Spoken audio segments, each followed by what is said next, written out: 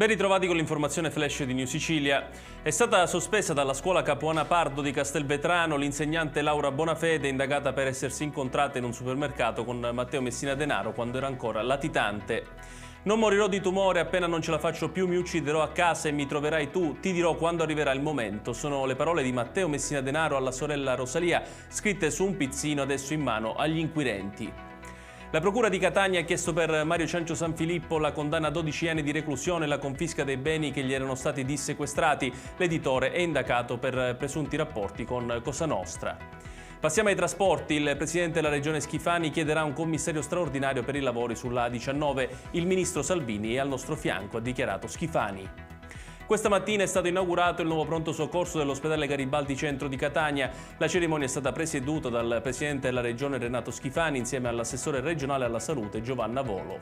E sempre questa mattina al Comando Provinciale dei Vigili del Fuoco di Catania sono stati ricordati in una cerimonia Daria Ombiamonte e Giorgio Grammatico, i due pompieri morti 5 anni fa a seguito dell'esplosione avvenuta in via Garibaldi a Catania. Ed è tutto per questa edizione. Dalla redazione New Sicilia l'augurio di una buona serata.